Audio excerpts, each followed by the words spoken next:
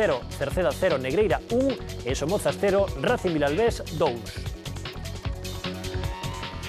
4 equipos, é un reto conseguir o ascenso á segunda división B. O que o pode ter máis sinxelo Timi é o Racing de Ferrol, que xogará a eliminatoria dos campións. E ademais un Racing de Ferrol intratable ao longo da temporada, foi o mellor campión de todos os grupos da terceira división, acabou con 97 puntos e moi preto dos 100 goles marcados. E sen ir máis lonxe, o último partido, unha nova goleada, meteulle 6-1 ao Bergantiños.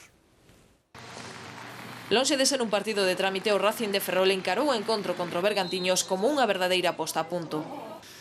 Muy mal se tiene que poner las cosas para que este equipo no sea de segunda B el año que viene. Marcos Álvarez inauguraba o marcador logo dunha combinación con Iván Forte. Minutos despois, o Dortigueira anotaba o segundo a aproveitar un rexeitamento da defensa. Antes do descanso chegaba o terceiro cun testarazo de Rubén Comensaña nun córner sacado por Pablo Rey. E tras o descanso, as ocasións racinguistas sucedíanse. Manu Barreiro intentábao, pero sería novamente Marcos Álvarez quen anotaba o cuarto gol para o Racing e o terceiro na súa conta particular. No cadro bergantiñán, Alexandre aproveitaba o único erro cometido polo cadro de Xosé Manuel Aira para superar a Camacho cunha vaselina. Pero o certo é que os locais non baixaron o ritmo e apareceu Jorge Rodríguez para subir o quinto no marcador. O colofón final a este fin de festa racinguista estivo nos pés de Iago Iglesias, que cravou este maxestuoso tiro de falta e puxo o 6-1 definitivo no marcador da Malata. Xosé Manuel Aira apostou forte cun 11 de gala que deixa entrever que este será un dos equipos a bater na fase de ascenso.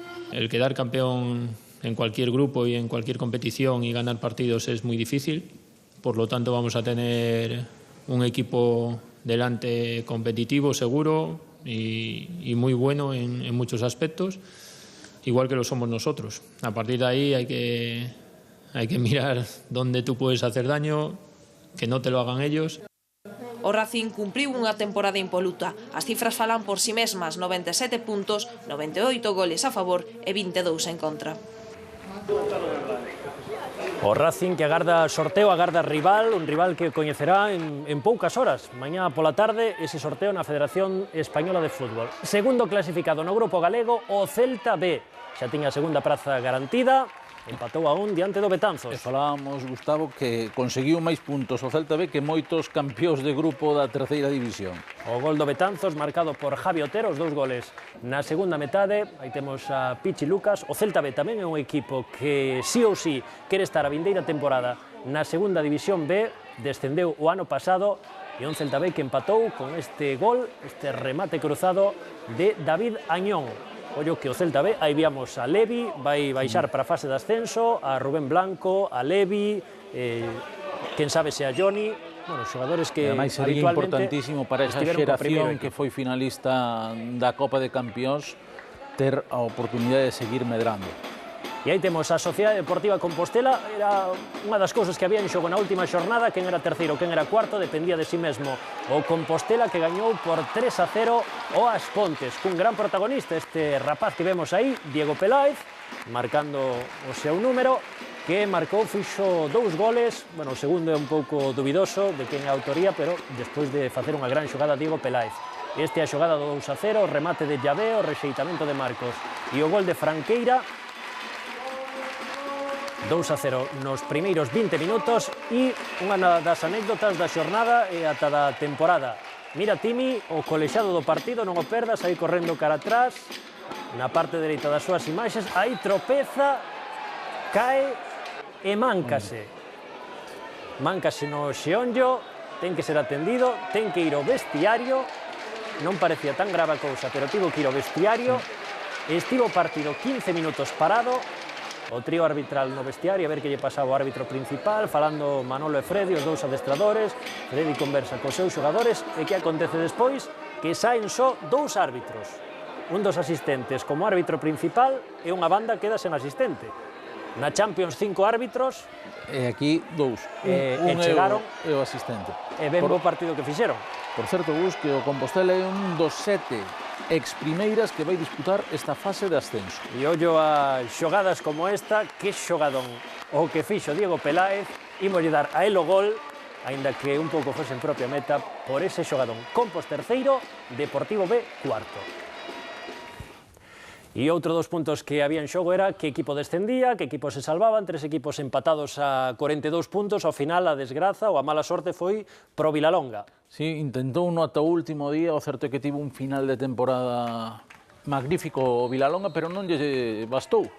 Durante moitos minutos estivo salvado, porque seus dous rivais, que eran Dorneda e Negreira, custoulle moitísimo sacar o seu partido adiante. O Vilalonga adiantouse con este gol de Miguel, o Barbadás nin moito menos deu o partido por perdido. Que golazo marcou Felipe. Espectacular. Impresionante o gol de Felipe. Gol que paga a pena ver repetido. Pero na última acción do primeiro tempo, o Vilalonga que faría o 2-1. Nese intre, o Vilalonga estaba salvado porque o Negreira non era quen de gañarlle o Cerceda. O Dorneda sí gañaba o seu partido diante do Ordes. E a segunda parte foi de absoluta tolemia. Este é o gol de Fran Matos, o 2-1. Na segunda metade chegou o 3-1 do Vilalonga. A ledicia pro equipo de Sanxenxo. Aí está o gol marcado por Ramón. Pero primeiro, no minuto 70, marcou Diego Otero pro Negreira. O Negreira xa conseguía igualar co Vilalonga. E o Dorneda, o que Ordes lle marcar o gol do empate, conseguiu facer o 2-1 no último minuto. Así pois o Vilalonga, que se vai para preferente.